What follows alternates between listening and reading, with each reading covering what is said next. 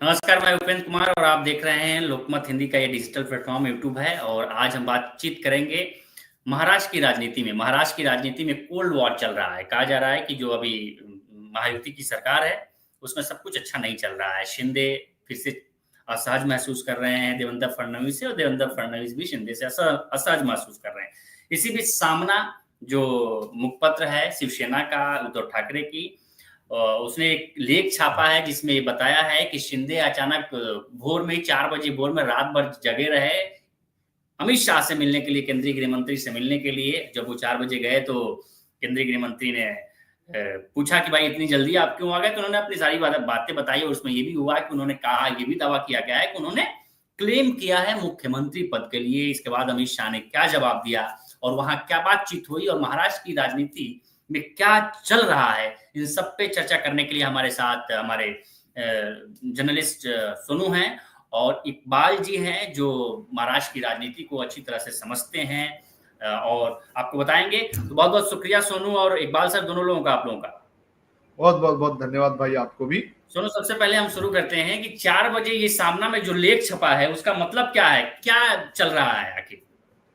देखिए, इस जो रोक टोक जो कि सामना में पब्लिश हुआ है, अब इसको लेकर दो अलग अलग राय चल रही है। एक तो शिवसेना यूबीटी के लोगों का और जो विपक्ष है उसका ये कहना है कि हाँ, ये बात सच है, हाँ ये मीटिंग हुई है और इस मीटिंग में जब पुणे में आए हुए थे गृह मंत्री, उस वक्त ये मीटिंग हुई। सुबह 4 बजे एक होटल में ये मीटिंग हुई। तो एक पक्ष ये कह रहा है कि हाँ ये मीटिंग हुई है, लेकिन जो दूसरा पक्ष है और दूसरे पक्ष के साथ और भी इन जनरल पब्लिक की बात करूं तो उनमें ये एक तरह का डाउट है कि आखिर अगर ऐसी कोई मीटिंग होती तो देवेंद्र फडणवीस को पता होता, देवेंद्र फडणवीस के अलावा अजित पवार को पता होता, ऐसे कई लोगों को पता होता, लेकिन बीजेपी के किसी लोगों को पता ही नहीं कि ऐसी कोई मीटिंग हुई, न तो सिर्फ संजय राउत को पता चल गया है। तो लोगों का ये कहना है कि संजय राउत जो है, हो सकता है कि कोई मनगढ़ंत कहानी बता रहे हैं और उस मनगढ़ंत कहानी का कारण ये होगा कि जो अलायंस चल रहा है महाराष्ट्र में महायुति का, उसे किसी भी तरह से जो है डिस्टेबलाइज किया जाए। हालांकि कल जो एक प्रेस कॉन्फ्रेंस हुई, जो आज महाराष्ट्र का असेंबली सेशन शुरू हुआ है, तो इस बैठक में आप देख सकते हैं कि जो प्रेस कॉन्फ्रेंस हुई, उस प्रेस कॉन्फ्रेंस में बातें ऐसी हुई कि एक दूसरे को ताने मारने जैसी वाली बातें हुई है। जब एकनाथ शिंदे ने कहा कि मैं मुख्यमंत्री से उप मुख्यमंत्री हो गया, तो अजित पवार ने कहा कि ये कुर्सी आपने खुद से गंवाई है। तो उसके बाद ये सारी चीजें हुई, लेकिन लास्ट में ये कहा गया कि कोई भी कोल्ड वॉर नहीं है, सब कुछ सही चल रहा है, तीनों पार्टियों के बीच कुछ भी जो है किसी भी प्रकार का मनमुटाव नहीं है।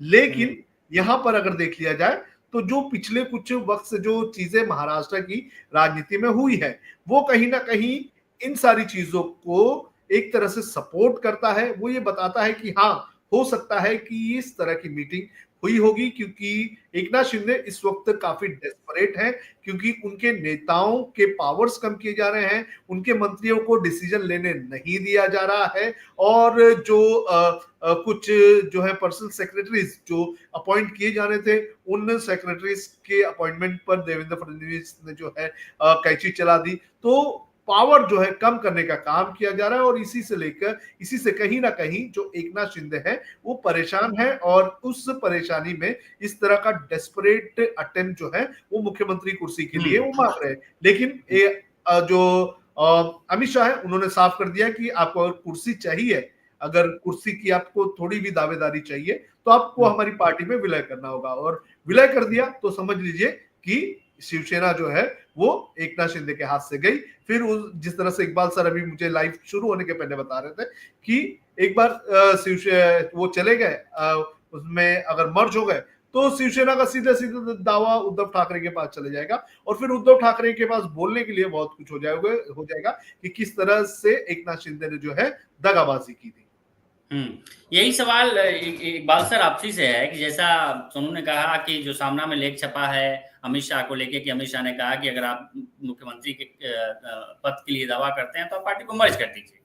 अगर वो पार्टी को मर्ज करते हैं, हालांकि उन्होंने ये कहा कि फिर हमारा क्या होगा, हम किस लिए पार्टी बनाए थे। अगर ये होता है, अगर वो दावा स्वीकार करते हैं, अगर ये पार्टी को मर्ज कर देते हैं, ऐसी स्थिति में एकनाथ शिंदे का भविष्य क्या होगा? देखिए, सबसे पहले तो मैं आपको बता दूं कि सामना ने जो ये दावा किया है अपने अखबार के अंदर, जो चर्चाएं बातों की है, एक तरफ वो ये कह भी रहा है कि मीटिंग के अंदर सिर्फ दो नेता थे, या जिसके अंदर केंद्रीय गृह मंत्री अमित शाह और राज्य के उप मुख्यमंत्री एकनाथ शिंदे। अगर ये चर्चा बाहर आई है तो जाहिर सी बात है कि ये दो लोगों में से ही किसी ने इस चर्चा को बाहर लाया है। दूसरी बड़ी बात, अगर ये घटना नहीं हुई है तो इसके अंदर एकनाथ शिंदे गुट की तरफ से क्या खंडन बहुत तो मुझे नहीं लगता है कि अब तक किया गया है इस पूरी सारी चीजों को लेकर के, यानी कि कुछ ना कुछ मामला है। हालांकि देखिए, इससे पहले दो बार दिल्ली में मीटिंग हुई थी, लेकिन उसकी चर्चाएं क्या हुई क्या नहीं वो आज तक बाहर नहीं आ चुकी है, क्योंकि उसके अंदर एक साफ सुथरी बात होती है कि जो टॉप लीडर्स की बात होती है या उनमें जो चीज अंडरस्टैंडिंग के अंदर जो समझौता होता है वो खास तौर पर बाहर नहीं लाया जाता है। लेकिन इस बार वर्ड टू वर्ड जिस तरीके से सामना दावा कर रहा है, वही एकनाथ शिंदे के लोग जो है वो खामोशी से सारी चीजों को देख रहे हैं, तो कुछ शंका जरूर पैदा करता है कि इस पूरे मामले को लेकर देखिए, जो मुझे चीजें रणनीति समझ में आ रही है साफ तौर पर, कि उद्धव ठाकरे गुट लगातार ये कोशिश कर रहा है कि एकनाथ शिंदे और उनकी पार्टी के लोगों को अगर वो तोड़ने में या डराने में या लोगों को ये समझाने में कहीं कामयाब नहीं होती है कि ओरिजिनल शिवसेना उन्हीं की है, उनके साथ धोखा हुआ है, वही बाला साहब के मेन करता धरता थे, और बाला साहब जो है अपनी जिंदगी के अंदर ही उद्धव ठाकरे को राजनीति के अंदर ला करके ये संदेश देना चाहते थे कि ओरिजिनल शिवसेना के जो मालिक है वो उद्धव ठाकरे और उनका परिवार है। तो वो ये अब धीरे धीरे करके संकेत देने का लगातार प्रयास कर रहे हैं आम जनता के अंदर कि ओरिजिनल शिवसेना वही है और आम जनता को इसके साथ जुड़ना चाहिए। तो इन सारी चीजों को लेकर के जो आने वाले राज्य के अंदर अप्रैल या मई के अंदर अलग अलग चुनाव पार्षद से रिलेटेड है, महानगर पालिका से रिलेटेड है, नगर पालिका से है, इन सारी चुनावों को लेकर के शिवसेना अपना अस्तित्व कायम रखने के लिए इस तरह की चीजें भी लगातार करती जा रही है, और उसे करना भी चाहिए। वहीं सेना जो है शिंदे की, जो वो लगातार प्रयास कर रही है कि अपने आप को किसी तरीके से वो उस जगह पर लेके आए जहां उनका अस्तित्व कायम रहे। उसकी वजह देखिए दो बड़ी है कि शिवसेना से अलग होने के बाद एकनाथ शिंदे जहां ये प्रूव करने कोशिश कर रहे हैं कि ओरिजिनल शिवसेना के मालिक वो है, उस वक्त बीजेपी की बहुत सारी मजबूरियां थी, उनके बहुत से टैक्स लगे हुए थे और वो सरकार जो है अपने राज्य में लाना चाहती थी। इसलिए बीजेपी जो है खुल करके एक तरीके से, चाहे वो किसी भी जगह की बात करें हम, चाहे वो अदालत की बात करें, चाहे आम जनता की भी बात करें, तो वहाँ बीजेपी का पूरा समर्थन एनसीपी को, अजीतदादा पवार की और एकनाथ शिंदे की ये बताने में लगी थी कि ओरिजिनल एनसीपी और ओरिजिनल शिवसेना के मालिक यही लोग हैं। लेकिन अब धीरे धीरे करके जिस तरीके से उनका खत्म हो गया, अगर मैं कहूँ कि वन टाइम पासवर्ड की जहाँ तक बात करें, एक तरीके से जो जानकारों का कहना है कि ओटीपी यानी कि वन टाइम पासवर्ड की तरह एकनाथ शिंदे को अब बीजेपी इस्तेमाल कर चुकी है, और अब बीजेपी जो है वो राज्य के अंदर एक बड़ी हिंदुत्व वाली पार्टी, यानी कि ऐसे हिंदुत्व वाली पार्टी जिसकी छत्र छाया में तो आप पल सकते हैं, लेकिन उससे ऊंचाई पर जाकर नहीं पल सकते, ये मैसेज देने की लगातार कोशिश कर रही है, जिसको लेकर के बीजेपी ये बताने की कोशिश कर रही है कि हिंदुत्व की सबसे बड़ी पार्टी वही है। देखिए, जिस तरीके से लगातार अब संजय राउत और इन सभी चीजों को लेकर के भी सवाल खड़े होने लगे हैं, महाकुंभ को लेकर के कौन गया कौन नहीं, उस पर सवाल खड़े होने लग गए। एकनाथ शिंदे ने जिस तरीके से कहा कि उद्धव ठाकरे जो है वो एक सच्चे हिंदुत्व नहीं है क्योंकि वो महाकुंभ नहीं गए, जिसको लेकर संजय जी को एक प्रेस कॉन्फ्रेंस करनी पड़ी, और उन्होंने आकर के साफ किया कि उद्धव ठाकरे की अगर आप बात करते हैं तो आरएसएस प्रमुख क्या वो महाकुंभ में गए थे? हम उसे फॉलो करते हैं हिंदुत्व के नाम पर, क्या आप साफ नहीं कर है ना? सकते। इन सारी ही चीजों को लेकर के आप हमें सवाल का जवाब दीजिए, यानी कि आप जिस हिंदुत्व की बात कर रहे हैं उस हिंदुत्व को हम नहीं मानते, हम उस हिंदुत्व को मानते हैं जो आरएसएस प्रमुख का है। तो इस तरह की जो चर्चा है साफ तौर पर लगातार ये दर्शाने की कोशिश कर रही है, लुभाने की कोशिश कर रहे हैं अपने जितने वोटर्स है उसको, कि ओरिजिनल शिवसेना कौन सी है, हिंदुत्व का दामन किसने थामा है, कौन हिंदुत्व को आगे लेके चलेगा।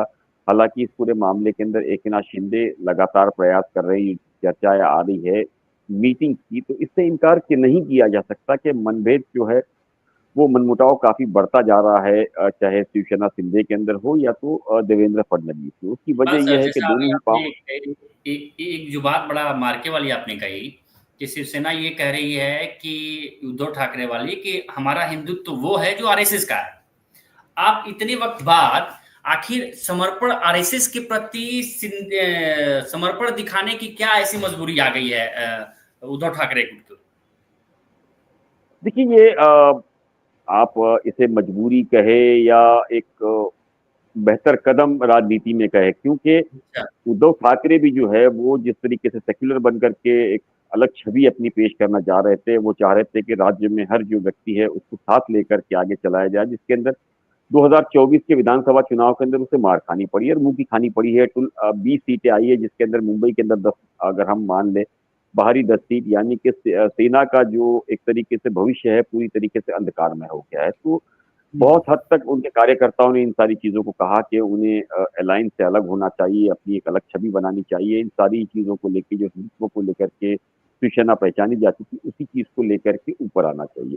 हालाँकि उद्धव ठाकरे और उनके जो समर्थक हैं, वो लगातार पिछले दिनों जिस तरीके से उन्हें लोकसभा के अंदर जीत हासिल हुई, भले ही विधानसभा में अलग-अलग कारणों से हार हुई है। किसी का कहना है कि चाहे वो वोटिंग मशीन के तहत हो, किसी के वोटर्स बढ़ाने के तहत हो, अलग-अलग जो चीज़ें हैं जिसको लेकर के अब तक खुलासा नहीं हुआ है। लेकिन हाँ, ये बात साफ है कि उद्धव ठाकरे अब इन सारी चीज़ों को, या उनकी शिवसेना अब ये मान रही है कि हिंदुत्व का जो मूल था उसे छोड़ने के चलते उन्हें ये नुकसान हुआ है। वहीं उद्धव ठाकरे अब ये भी सारी चीज़ों को ले रहे हैं कि जहाँ हिंदुत्व को एक तरीके से उठाकर साथ लेके चलना है, वहीं जो माइनॉरिटी बूथ्स है अलग-अलग क्षेत्र में, वो भी उनके लिए बहुत कारगर साबित होंगे, जिसको लेकर के हर तरीके से वो समझ करके काम करना चाह रहे हैं और एकनाथ शिंदे ये जान रहे हैं कि उनके पास दूसरा कोई ऑप्शन नहीं है हिंदुत्व के अलावा।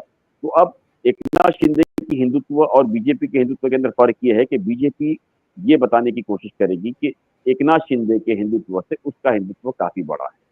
अगर वो नहीं करती है, वो उसके लिए दिक्कत हो जाएगी, क्योंकि धीरे-धीरे करके बीजेपी को आप अगर उनका इतिहास देखो तो जितनी रीजनल पार्टी के साथ वो जुड़े हैं, हाँ, वक़्त के साथ वो सारी पार्टियाँ उन्होंने खत्म हो छोटी गई। कर दी है।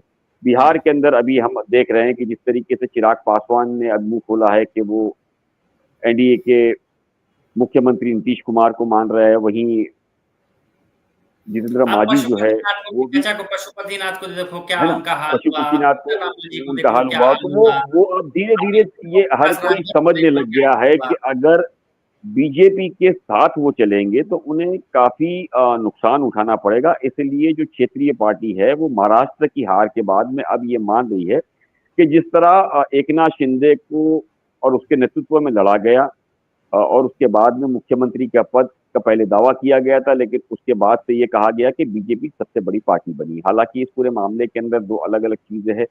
उसके अंदर एक तरफ वो महाराष्ट्र में देवेंद्र फडणवीस और उनके साथ आरएसएस जो है वो लगातार ये कोशिश करता रहा कि कुल मिलाकर के मुख्यमंत्री देवेंद्र फडणवीस बने, लेकिन अमित शाह जो है ये कहा जाता है कि नहीं चाहते थे देवेंद्र फडणवीस को, इसलिए उन्होंने एकनाथ शिंदे को as a power point use करना शुरू किया। लेकिन हालाँकि इतना बड़े मार्जिन के अंदर जो सीट्स आई है, बीजेपी की जीत जो हुई, उसके अंदर अब अमित शाह भी खुल करके किसी तरीके से ये नहीं कह सकते कि मुख्यमंत्री उनका नहीं होगा, नहीं तो उनके नेतृत्व पे काफ़ी सवाल उठ जाते। उन सारी चीज़ों को लेकर के अमित शाह को समझौता करना पड़ा। हालाँकि इस पूरे मामले के अंदर ये कहा जाता है कि अ, मुख्यमंत्री किसी और नाम के व्यक्ति को पेश किया जाए, लेकिन एक अपना देवेंद्र फडणवीस जो है वो लगातार आरएसएस के साथ, उनके सहयोगी के साथ जुटे रहे और उन्होंने काफ़ी संघर्ष के बाद आखिरकार ये अपना लोहा मनवाया और ये साफ किया कि वही मुख्यमंत्री के असल दावेदार है, क्योंकि उन्हीं के पूरे काम को लेकर के महाराष्ट्र में इतनी बड़ी जीत हासिल हुई है। इन सारी चीज़ों को लेकर जहाँ अमित शाह लगातार ये कोशिश कर रहे हैं कि ये विवाद चलता रहे, लेकिन एक तरफ आकर के उन्हें ये तो मानना पड़ेगा कि बीजेपी सबसे बड़ी पार्टी बन कर के राज्य में आई है, इसलिए मुख्यमंत्री उनका होगा। एकनाथ शिंदे हालाँकि इस पूरे मामले के अंदर अगर आप देखो, पिछले जो कुछ घंटों में प्रेस कॉन्फ्रेंस की है अजीतदादा पवार, एकनाथ शिंदे और देवेंद्र फडणवीस ने, उससे पहले हालात बहुत खराब थे, जहाँ एकनाथ शिंदे लगातार ये कह रहे थे कि उन्हें कमज़ोर समझा गया तो उन्होंने टाँगा पलट दिया। तो यानी कि टांगा पलटने की जो बात थी उस वक्त, अब जब इनका बयान आया उस वक्त तो सेना सत्ता में नहीं है, ना ही सेना पावर में है, यानी कि साफ तौर पर संकेत जो है ये उनके बीजेपी अलायंस के को लिए। देना चाहते थे। हाँ, निश्चित रूप लेकिन से। अगर प्रेस कॉन्फ्रेंस हम अगर कुछ घंटे पहले की देखें, जो विधानसभा शुरू होनी है उसको लेकर के लगातार हंसी मजाक की बात चलती रही एक नाथ शिंदे और फडणवीस। इसके अंदर अजीत दादा पवार के अंदर फडणवीस बीच में बैठे थे, जहां एकनाथ शिंदे ने कहा कि हमारी और देवेंद्र फडणवीस की जो चेयर है वो अल्टी पल्टी हो गई, लेकिन अजीत दादा पवार जो है उसी चेयर पर, उप मुख्यमंत्री की चेयर पर बैठे रहे। तब क्या अजीत दादा ने हंसते हुए कहा कि आप अपनी चेयर नहीं संभाल सके, आप अपनी चेयर का दावा सही से नहीं संभाल सके। उसी के अंदर देवेंद्र फडणवीस ने कहा कि हमारी रोटेशन वाली चेयर है, कभी घूमती रहती है। वहीं एकनाथ शिंदे ने कहा कि हमने अपने समर्थन से ये सारी चीजें बदलाव की है। तो ये कहा जाता है महाराष्ट्र की राजनीति के अंदर कि लगातार तल्ख जिस तरीके से मीडिया के अंदर बयानबाजी चल रही है और जिस तरीके से मीडिया में सवाल खड़े किए जा रहे थे, उसके बाद दिल्ली ने साफ तौर पर उन्हें ये संकेत दिया है कि ऑन कैमरा ये सारी चीजें नहीं दिखनी चाहिए और जो लड़ाई आपसी है उसे आपस के बीच में अंदर तक रहे वो ज्यादा है, ना जनता तक ना मीडिया तक उसे जाना चाहिए। उन सारी चीजों को लेकर के एकनाथ शिंदे ने भी अपना रुख बदल किया है। हालांकि इस पूरे मामले के अंदर आप देखिए देवेंद्र फडणवीस जो है वो लगातार ये प्रयास कर रहे हैं कि अपना जो मुख्यमंत्री पद का दावा है वो बनाए रखे, साथ के अंदर ऐसी कोई नकेल कसी जाए जिसको लेकर के एक मैसेज दिया जाए, चाहे दिल्ली वाले हो या कोई भी होने, कि अब भी उनकी गिरफ्त के अंदर महाराष्ट्र है। तो ये जिस तरीके से लगातार जांच और इन सारी चीजें की जाती है, आने वाले दिनों में आपको पता लगेगा कि शायद कुछ बड़े नेताओं पर एफआईआर तक हो गई है। उसकी वजह यह है कि वो जनता में ये मैसेज देने की कोशिश करेंगे कि ये वो लोग हैं जिनके पास पावर आने के बाद वो करप्शन में लिप्त हो जाते हैं। तो बीजेपी के अंदर लगातार अब ये भी कोशिश की जा रही है। दूसरी जो बड़ी बात मैं अगर आपको बताऊं, महाराष्ट्र के अंदर अब यूपी के बाद महाकुंभ होने वाला है। नासिक के अंदर जहां गार्जियन मिनिस्टर को लेकर के और रायगढ़ के मिनिस्ट्री को, गार्जियन मिनिस्टर को लेकर के काफी सवाल खड़े हुए, जहां एकनाथ शिंदे चाहते हैं कि उनके लोग आए।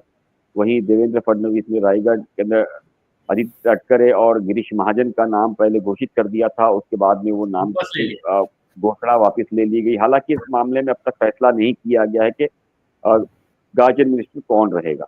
लेकिन हाँ, ये बात जरूर सामने आती है कि जो कुंभ होने वाला है उसका बजट तकरीबन 15,000 करोड़ से ज्यादा का है, जिसको लेकर के लगातार ये खींचातानी चल रही है कि इसका पावर पॉइंट जो है, पावर प्लग किसके हाथ रहेगा। इसकी लड़ाई जरूर चल रही है, जिसको लेकर के ये जो मेजर जगह है वहां पर ये चीजें मानी जा रही है। तो अब देखना ये है कि इस पूरे मामले को लेकर के मुख्यमंत्री देवेंद्र फडणवीस विधानसभा के बाद क्या फैसला लेते हैं। जिस तरीके से एनसीपी के कुछ लीडर्स के ऊपर लगातार लॉ एंड ऑर्डर को लेकर सवाल खड़े हो रहे हैं, उसके अंदर भी मुख्यमंत्री खामोश है। तो आप इस पूरी रणनीति में अगर देखोगे तो पहले से ही अजीत दादा पवार ने एक तरीके से अपने आप को नतमस्तक कर दिया है देवेंद्र फडणवीस के सामने। एकनाथ शिंदे जो है उस पावर के सामने लड़ते जा रहे हैं। तो जिस तरीके से अजीत दादा पवार के लोगों की कोई बात आती है तो देवेंद्र फडणवीस वहां कुछ खामोशी इख्तियार करते हैं, किस तरीके से मैनेज करते हैं। लेकिन एकनाथ शिंदे और इसमें जो है वो लड़ाई खुल करके धीरे धीरे करके नजर आ रही है। हालांकि भले ही दिल्ली इसमें मध्यस्थता करके कुछ नरमी कराने की कोशिश कर रहा है, लेकिन हालात धीरे धीरे काबू से बाहर होते जा रहे हैं। सोनू, एक सवाल हमारा है जहां तक हम समझ पा रहे हैं कि सबसे बड़ी चुनौती एकनाथ शिंदे के सामने बीजेपी के साथ खुद को सरवाइव रखना सबसे बड़ी चुनौती है। उनकी एक चुनौती अस्तित्व की अपनी है ही है, जो एकनाथ उद्धव ठाकरे शिवसेना के साथ उनका है कि आखिर असली शिवसेना कौन सी है। आपको क्या लगता है कि क्योंकि उद्धव ठाकरे इस वक्त, एकनाथ शिंदे इस वक्त दो चीजों से लड़ रहे हैं, एक बीजेपी के साथ खुद को सरवाइव करके रखना और दूसरा जो उद्धव ठाकरे के साथ है असली शिवसेना की लड़ाई, खुद के अस्तित्व को बचाने की लड़ाई। सबसे ज्यादा इनको कौन प्रभावित कर रहा है? देखिए, मुझे लग रहा है कि इस वक्त अगर एकनाथ शिंदे को सबसे ज्यादा अगर प्रभावित हो किया जा रहा है तो बीजेपी की तरफ से किया जा रहा है। देखिए, कुछ महीनों तक एकनाथ शिंदे महाराष्ट्र के मुख्यमंत्री थे और महाराष्ट्र के सबसे पावरफुल नेता हुआ करते थे। तो उन्होंने जिस तरह से अपनी पार्टी का फ्यूचर देखा, जिस तरह से उन्होंने ये देखा कि अगर मैं वापस से सीएम बन के आता हूं तो मेरी पार्टी का फ्यूचर बहुत अच्छा रहेगा, लेकिन उनके सपने 23 तारीख को टूट गए और अब उन्हें उप मुख्यमंत्री बन के बैठना पड़ रहा है। अब यहाँ पर बीजेपी का जो ओरिजिनल एक काम करने का तरीका रहा है अलायंस पार्टनर्स के साथ, वो अब सामने आ रहा है। अब एकनाथ शिंदे को वो सारी चीजें झेलनी पड़ रही है जो एकनाथ शिंदे ने सोची नहीं थी। एकनाथ शिंदे को ये लगा था कि चलो मैंने लाड़की बहन योजना लेकर आई, मैंने इतना खर्चा किया अपने इमेज मेकिंग पर, तो मैं ही महाराष्ट्र का अगला मुख्यमंत्री होऊंगा। लेकिन इस तरह की चीजें हुई नहीं, स्थिति बदल गई और बीजेपी पावर में आ गई। अब बीजेपी में पावर में आने के बाद बीजेपी का अपना काम करने का एक तरीका है। बीजेपी अपने जो अलायंस पार्टनर्स हैं उन्हें कभी भी बड़ा बनने नहीं देती है। बीजेपी का एक वे ऑफ थिंकिंग ये रहा है कि अगर दुश्मन छोटा है तो उसे छोटे रहते ही खत्म किया जाए, उसे बड़ा होने का मौका नहीं दिया जाए। तो एकनाथ शिंदे जो चुनाव के पहले तक बड़े नेता बनने का काम कर रहे थे, अब उनके पर कतरने का काम बीजेपी महाराष्ट्र में कर रही है। तो उनके सामने सबसे बड़ा सर्वाइवल का इशू हो चुका है कि वो इस बीजेपी के साथ जो देवेंद्र फडणवीस की बीजेपी है, जहां पर सेंटर भी इतना इन्वॉल्व नहीं हो सकता है, जो फैसला लेना है देवेंद्र फडणवीस को लेना है। और देवेंद्र फडणवीस अपने फैसले में कई सारी चीजें ऐसे ही करते हैं जो अलायंस पार्टनर को जो है अच्छा नहीं लगता है। तो उन सारी चीजों को इस वक्त झेल रहे हैं एकनाथ शिंदे, और ये उनके लिए सबसे मुश्किल भरी है। देखिए, विपक्षी शिवसेना जो है उसे उद्धव ठाकरे की शिवसेना, उसे काउंटर करने के लिए भी एकनाथ शिंदे के पास बहुत सारे नेता हैं, और कंपेयर करेंगे मनी पावर और मीडिया पावर की तो भी एकनाथ शिंदे के पास आज बेटर ऑप्शन है। तो एकनाथ शिंदे जो है वो शिवसेना यूबीटी को काफी अच्छी तरीके से जो है हैंडल कर सकते हैं। लेकिन जब बात आती है बीजेपी की और सरकार में रहकर दबे हुए काम करने की, तो वो सबसे बड़ा प्रॉब्लमेटिक होता है। और आज एकनाथ शिंदे के लिए सबसे बड़ा प्रॉब्लम वो है। अब देखिए, और एक नई चीजें निकल के सामने आ रही है जो कंफर्म है कि नहीं है मुझे पता नहीं।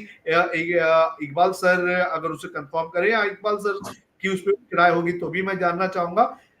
जो एकनाथ शिंदे हैं, ये कहा जाता है उन्होंने गुवाहाटी से कामाख्या मंदिर से कुछ सीन लाई हुई थी, वो उन्होंने वर्षा बंगले में गाड़ी हुई है। और एक ना जो देवेंद्र फडणवीस है, आज तक सीएम बनने के बाद आज तक उस बंगले में नहीं गए नहीं। हाँ, ये खबरें चल रही हैं। और खबरें ये भी है कि वो जो वर्षा बंगलो है उसे पीछे जेसीबी से खोदने का भी काम किया जा रहा है। तो सोचिए कि अब ऐसी सिचुएशन में क्या एकनाथ शिंदे को कंफर्टेबल रहने देंगे देवेंद्र फडणवीस?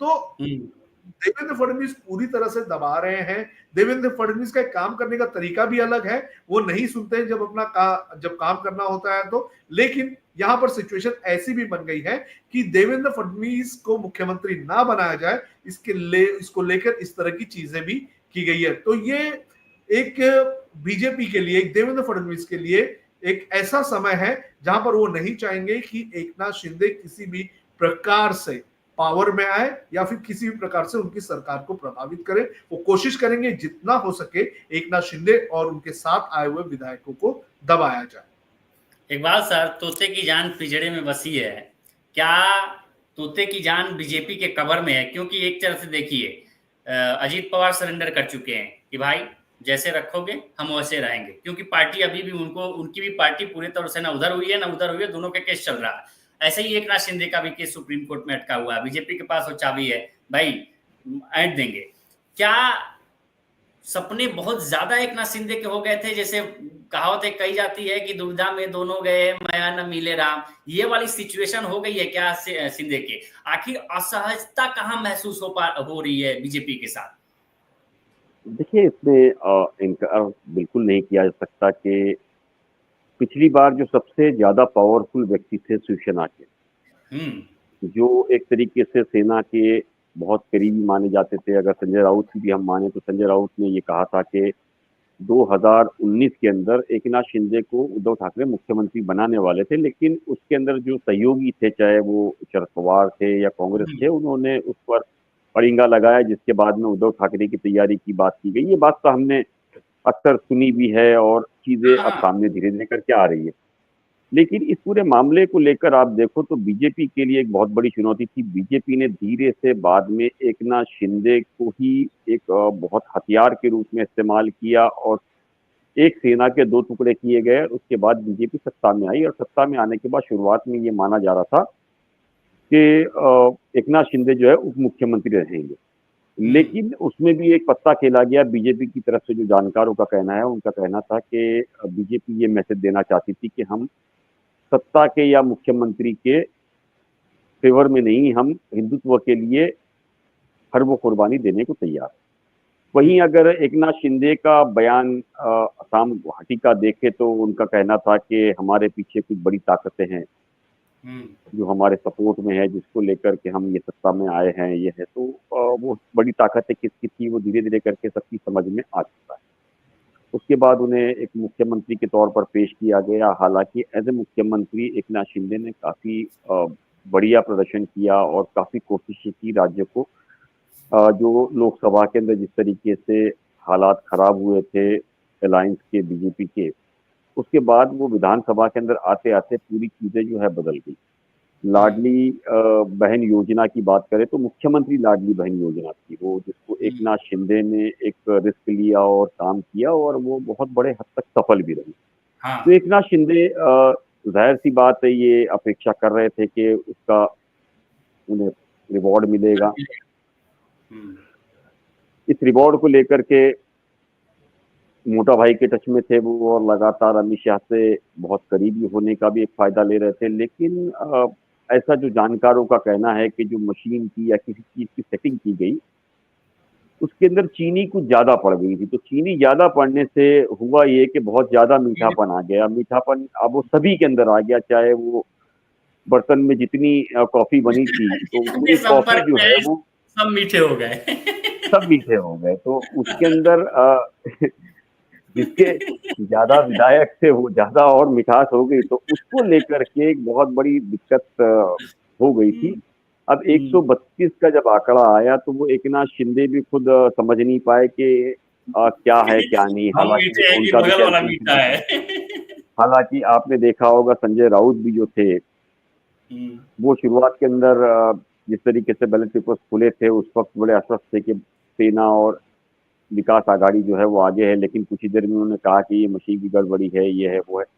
उस तरीके से उनका बयान आना शुरू हो चुका था। तो ये बात साफ तौर पर समझ में आ रही है कि जो एकनाथ शिंदे ये मान के चल रहे थे कि उनके नेतृत्व में इतनी बड़ी जीत हासिल हुई है तो उन्हें ये श्रेय मिल सकता है क्योंकि अमित शाह उनके बहुत करीबी है।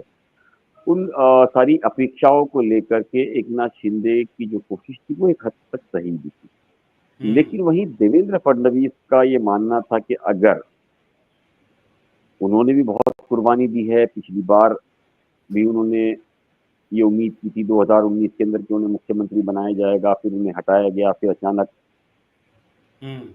उप मुख्यमंत्री का नाम घोषित किया गया। तो इन सारी चीजों की लड़ाई लड़ते लड़ते उन्होंने भी मुख्यमंत्री से कुछ कदम नीचे आकर के बहुत घुट भर करके इस लड़ाई को देखा है और संघर्ष का दौर निकाला। तो इतनी बड़ी जीत के बाद जाहिर सी बात थी कि उन्हें उम्मीद थी कि मुख्यमंत्री उन्हें बनाया जाएगा। फिर उनके साथ भी राजनीति शुरू हो गई और एक लंबा अरसा लगा बीजेपी को अपने मुख्यमंत्री का नाम घोषित करने में। तो इससे आप समझिए कि इतना आसान जितना लोग समझ रहे वैसा नहीं था। इंटरनल कुछ ऐसी चीजें जरूर हो रही थी कि कुछ नया नाम या कुछ ऐसे लोग लाए जा सके जो उनके फेवर में रहे। लेकिन वहीं सारी चीजों को लेकर के देवेंद्र फडणवीस ने भी काफी लड़ाई लड़ी है, चाहे वो एकनाथ शिंदे गुट से हो चाहे अपने ही लोगों से हो। ये सब करने के बाद में जाकर के वो सत्ता तक पहुंचे। तो वहां एकनाथ शिंदे ये जानते हैं कि अगर इस पूरे मामले के अंदर उन्होंने किसी भी तरीके से ढील दी तो उनका अस्तित्व पूरी तरीके से इसलिए खत्म हो जाएगा कि शिवसेना अब उन्हें वापस लेने से रही। अगर सामना अखबार की माने कि जिस तरीके से अमित शाह ने कहा कि आप हमारी पार्टी में आ जाइए, तब शिंदे साहब ने कहा हमारी पार्टी का क्या होगा। उन्होंने कहा ये पार्टी भी तो हमारी ही बनाई हुई थी ना। तो अगर एकनाथ शिंदे वहां चले जाते हैं तो ये साफ हो जाता है कि ओरिजिनल शिवसेना उद्धव ठाकरे की है। तो एकनाथ शिंदे खत्म हो जाते हैं। वहीं दूसरा दावा वो करते हैं कि आप इंटरनल पॉलिसीज के हिसाब से मुख्यमंत्री के दावेदार रहेंगे। देखिए, इंटरनली अगर वो दावेदार रहे ना रहे, लेकिन हाँ, ये बात जरूर है कि जो उनके साथ सांसद है उसकी ताकत सेंट्रल के अंदर उन्हें जरूर मिलेगी, जिसको लेकर के बीजेपी स्थिर हो जाएगी। जो खतरा उन्हें बना हुआ है वो खतरे से वो बाहर आ जाएंगे। और यहाँ की जो लड़ाई है वो तो उसके बाद में कोई भी लॉलीपॉप दे करके एक दूसरे को लड़ाया जा सकता है।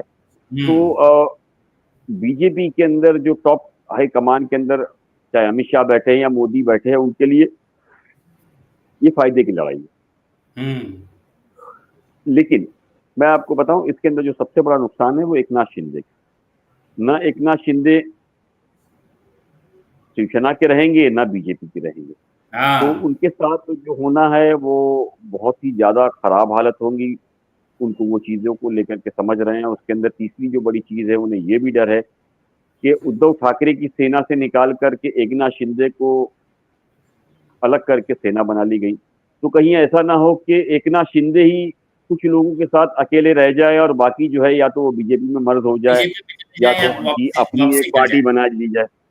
अच्छा, अगर इस पूरे मामले के अंदर वो कमजोर पड़ते हैं, जिस तरीके से सामना लगातार ये प्रचार करने की कोशिश कर रहा है कि उन्हें वहां बीजेपी के साथ हाथ मिलाना पड़ेगा,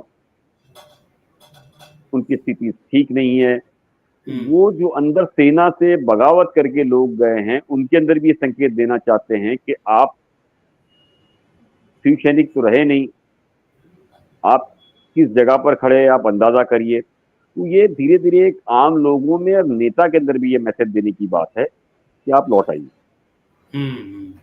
तो आप इस पूरी राजनीति को अगर इस तरह देखें तो आपको समझ में आएगा कि शिवसेना भी आने वाले इलेक्शंस को ध्यान में रखते हुए अपना कद बढ़ाना चाहती है। वहीं बीजेपी के अंदर फडणवीस से जिस तरीके से पिछले दिनों उद्धव ठाकरे और आदित्य ठाकरे की मुलाकात हुई थी, उसको भी कई अलग अलग रूप से देखा जाता है। शरद पवार की एकनाथ शिंदे के साथ जो बैठक हुई, तो आप इस पूरे महाराष्ट्र के अगर गणित को देखोगे तो अब ये कहना बहुत जल्दबाजी होगी कि आने वाले दिनों में कौन कहाँ जाएगा। तो इन सभी चीजों को लेकर के लगातार जानकारों की नजर बनी हुई है। लेकिन मुझे जो लग रहा है वो ये है कि एकनाथ शिंदे वो इस कदम के बाद एक बुरी तरह फंस चुके हैं और उन्हें अपना अस्तित्व बचाए रखने के लिए बहुत सा संघर्ष करना पड़ेगा, बहुत सी ऐसी रणनीति तैयार करनी पड़ेगी जिससे लगातार ये आगे अपनी पार्टी को लेकर चल सके। अगर वो नहीं करते हैं तो उनके लिए बीजेपी लगातार ये कोशिश करेगी कि उनके कार्यकाल में ऐसे कौन कौन से करप्शन हुए हैं उनकी जांच के आदेश दे। आने वाले दिनों में हो सकता है वो कोई एफआईआर वगैरह भी दर्ज की जाए। इस तरीके से वो कोशिश करेंगे कि एकनाथ शिंदे और उनके लोगों को प्रेशर करके दबाया जाए और ये मैसेज दिया जाए कि या अगर वो अलग रहना चाहते हैं तो उनके नीचे रहे या तो उनके साथ आ जाए। तो हर हाल के अंदर एकनाथ शिंदे के लिए काफी चुनौतियां हैं, चाहे वो उद्धव गुट की तरफ से हो, चाहे बीजेपी की तरफ से हो या तो अपने इंटरनल नेताओं की तरफ से हो।